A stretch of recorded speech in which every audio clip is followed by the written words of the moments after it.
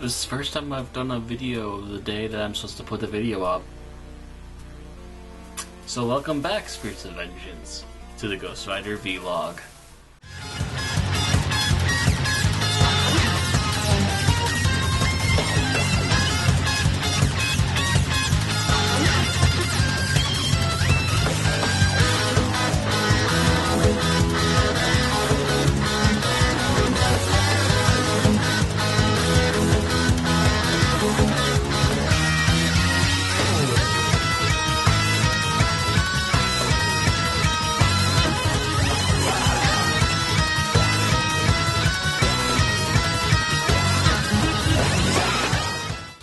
So, today's episode is going to be focused on book number 55, the original Ghost Rider run.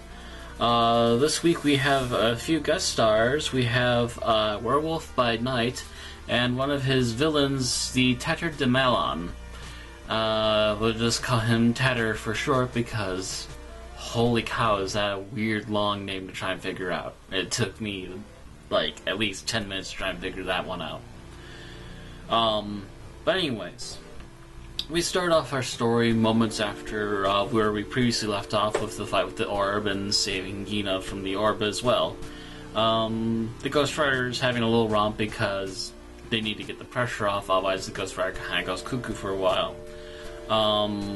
He vents a little bit by having a little quick race with another race driver, and turns out to be the extra driver for one of the cars that Gina's father has hired.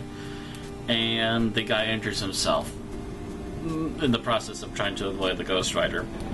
Johnny, burnt out from the Ghost Rider's venting, decides that he's going to head back to his hotel room and spend the rest of the day and night there until he needs to go back to work. And also has to talk to his boss about getting a new bike since the orb destroyed that one. But before he can get back to his hotel room, the Tatter shows up and starts melting money and clothing off of people. One of Tatter's big powers is that he has acidic hands, and while it mostly dissolves paper, it can dissolve other materials if they are in some way involved with that particular material. So he's there to destroy a huge amount of money at a casino with a whole bunch of rich people there. To which our other hero, Werewolf by Midnight, otherwise known as just Werewolf, he is actually a LA police officer when in human form, so he managed to hear about Tatter possibly showing up in this particular area and decided to show up as well to see if he could stop him. He actually has full control of his werewolf form at this point. However, when last we left off, and by the way, for those of you who aren't aware, Werewolf by Midnight is probably one of the bigger titles in Marvel to start up the huge horror buzz in comics during the 70s. And while they have tried to resurrect it several times during the 90s and 2000s, Werewolf by Night has not come back, sadly. But he has had a couple of successful miniseries at least, so here's hoping that Werewolf might pick up someday. But anyway, he starts to... last time we met Werewolf, he was actually under control of a supervillain and was saved by Spider-Woman, of all people, oddly enough. Apparently, she was kind of around in the 70s. She was a fairly popular character for a while. She manages to save him, but it appears that the chemical imbalance that caused the werewolf to go off on random rampages is starting to happen again because of the device that was put on him for extended amount of time. So while it starts off fine, suddenly his werewolf abilities got out of control and he can no longer keep tabs on the werewolf, and he starts to go on a rampage after stopping Tatter. Tatter takes this opportunity to run, but also Ghost Rider has to take control of things and tries to stop the werewolf.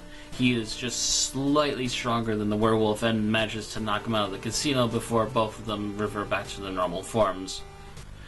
They talk Johnny and Werewolf talk for a little while, and they figure out things, and they need to try and find Tatter and stop him. However, he has another abrupt change in the midst of things while Johnny was doing one of his shows, and we are forced to lock away Werewolf by night until he can figure out what's wrong, and also until daylight when his powers are completely gone. However, upon unlocking him by accident, Werewolf escapes, but it is actually to our fortune that it happens, because Johnny, in order to lock away Werewolf, was forced by Gina to also help with the race car because the previously injured race car driver.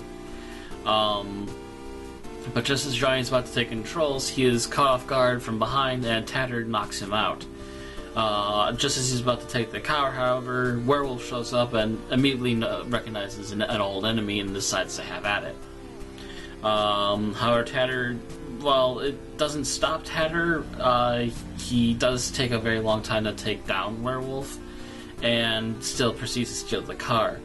But this also gives time for Johnny to recover, turn into the Ghost Rider, and chase after Tatter, who is, by all intents and purposes, thinks he's in the fastest vehicle ever.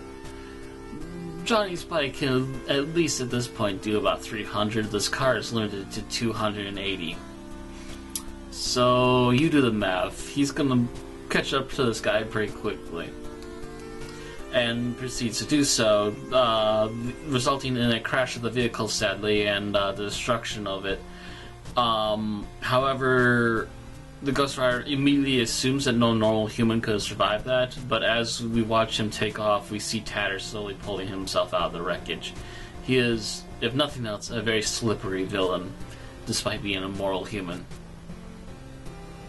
A few hours later, we are arriving at a scene at a hospital where the werewolf has figured out what has been causing his issues and will proceed to take steps to try and seclude himself when needed at night. Johnny figures that things have gone more or less okay, except for a few incidences, especially with the broken car. But then he meets Gina on the hallway, and Gina decides that she may be a rich girl, but she's a sensible one. She likes people. She wants to be around decent people. And with everything going on in Johnny's life right now, between monsters, demons, and Tatter, and all this other craziness, and the orb, she's honestly had enough, and she can't keep up with this kind of lifestyle, so she sadly has to agree that she can't stay with Johnny as long as he's on this current supernatural kick. And thus ends our story. Fairly decent artwork, by the way. Very nice cover. Story-wise, we finally have a conclusion to Gina, at least in the present term. And a nice cameo from the werewolf and one of his villains, and they actually tie together pretty well, considering we're in LA and rich, decadent people. Of course, Tatter will be there, trying to mess with the rich and take away all their wealth as much as he can. So, overall, a pretty interesting story. It's a decent follow-up to the previous one, and sadly probably going to be the conclusion of most of what's been going on here. But we will see what happens next week. See you all then.